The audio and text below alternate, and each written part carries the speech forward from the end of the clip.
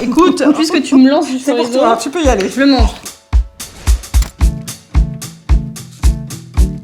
Bonjour et bienvenue dans notre émission Viens, je t'emmène au marché. Je suis Claire et aujourd'hui je quitte Marmiton pour partir avec Grand Frais à la rencontre de talents culinaires qui nous présenteront leurs recettes fétiches. Aujourd'hui, 4e épisode, direction Mondeville, en Normandie, à la rencontre de Françoise. Cette chef amateur et cliente de l'enseigne nous emmènera dans son magasin pour choisir tous ses produits, puis nous reviendrons dans la cuisine Marmiton pour réaliser la recette ensemble. Allez, venez avec moi. Bonjour Françoise. Bonjour Claire. Ravie de faire ta connaissance.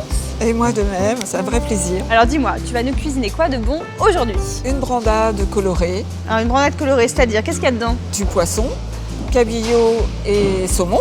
Et pour la couleur, donc le chorizo, les olives noires et pour l'écrasé de pommes de terre, obligatoirement Des pommes de terre. Ça a l'air fameux et je te propose qu'on aille faire les courses. On y va. Allez.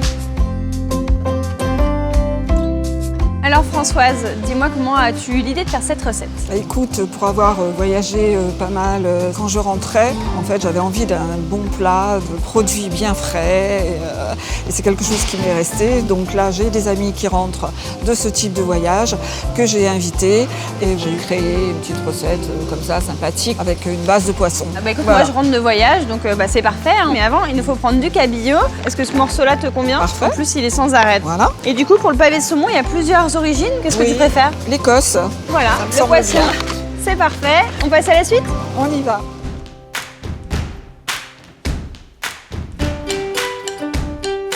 Alors, on a plein de variétés de pommes de terre. Laquelle souhaites-tu? Eh bien, on va prendre la variété BA, là. T'en faut combien? 8 belles. Il nous faut de l'ail. Alors, voilà le gingembre. Tu en voulais à peu près combien? Ça me semble pas mal. Regarde. Voilà.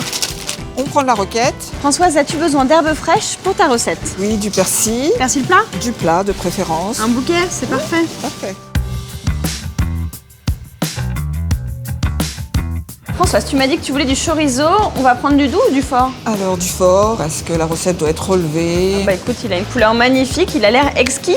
T'en veux combien de centimètres à peu près? Une quinzaine de centimètres, c'est parfait. Ok. Merci monsieur. Merci beaucoup. Au revoir. Alors Françoise, de quoi avons-nous besoin dans ce rayon? D'un petit pot de crème fraîche pour notre écrasé de pommes de terre. Voilà, parfait. On arrive devant les olives, c'est magnifique. Super. Il y en a plusieurs variétés. Toi, ta préférence, elle va vers laquelle? Des olives grecques L'olive noire, ok. Du coup, on la prend dénoyautée ou entière? noyautées entières. Ok. Merci. Et voilà l'huile d'olive. J'ai l'impression que tu partages avec moi le goût des recettes pimentées. Tout à fait, je valide. Du coup, on prend la harissa, c'est ça? Bon, un tube devrait nous suffire quand même. Oui, à utiliser avec modération. Hein.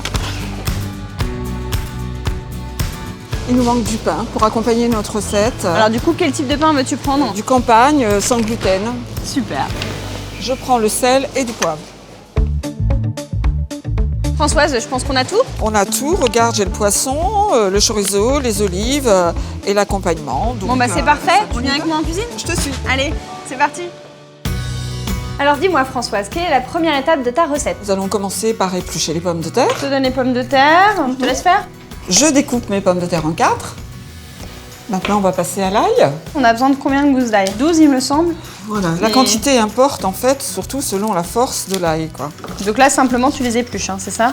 On va mettre les pommes de terre à cuire dans Avec l'eau. les gousses d'ail, donc du coup des parts eau froide. Hein. Donc là on part pour à peu près combien de temps de cuisson? 20 minutes. Et pendant que ça cuit, on va s'occuper du poisson qu'on va faire cuire dans le cuit-vapeur. Ok. Maintenant, on va détailler tous les petits ingrédients qui donnent de la couleur et du goût. D'accord, alors on y commence va. par quoi? Les olives. Alors tu en veux combien? Il nous en faut 8. Tu vas les découper en petits morceaux, c'est ça? Voilà, il faut les détacher du noyau. Voilà. Super. Et ensuite on passe à quoi? Au chorizo. Au chorizo. Et voilà pour le chorizo, tu vas en détailler Parti. combien? Un bon morceau. Ok. Bon bah c'est parfait. C'est Après le chorizo, on va passer à quoi? Au gingembre. Un morceau de 3 cm à peu près pour nous. Alors moi j'ai ma petite astuce pour éplucher le gingembre, j'utilise une petite cuillère. Ça va juste enlever la peau sans enlever de la chair. Et après on n'a plus qu'à utiliser une bonne râpe et puis hop, c'est parti. Encore. Encore un petit peu. C'est bien comme ça? On va terminer nos petites découpes avec le persil. Quelques brins? Du coup tu vas faire ça grossièrement? Comment tu Oui, fais? oui, oui, grossièrement. Hein. On mélange le tout maintenant. Ok. On va rajouter l'huile d'olive. C'est bon. On sale. Ok. Et du coup du poivre. Et après, il nous manque la harissa. La harissa. C'est bon, comme c'est beau. Ah ouais, c'est vrai que c'est magnifique. Maintenant, on rajoute le poisson. Il va s'émietter tout seul, la cuisson est parfaite. C'est feuille Voilà. tout seul, c'est hyper facile en fait.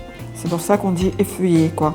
Et on mélange le tout. Ça me donne rudement faim. Hein. C'est beau pour les yeux et les papilles, là. Les pommes de terre, et là, elles sont cuites. Si j'ai bien suivi, on va les écraser.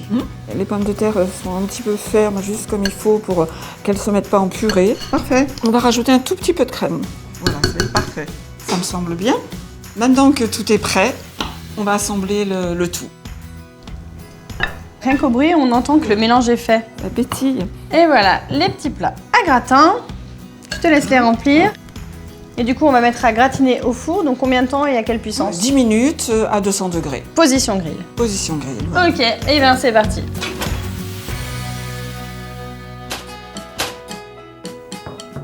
Françoise, c'est bien doré, c'est coloré à souhait comme tu me l'as promis. Et en plus, ça sent divinement bon. Cette recette, on l'a faite comme je la fais à la maison. On casse des petits morceaux de pain, on grignote et en plus, on la mange avec une salade de roquette pour alléger le tout. Allez, on goûte, moi je n'y tiens Allez. plus.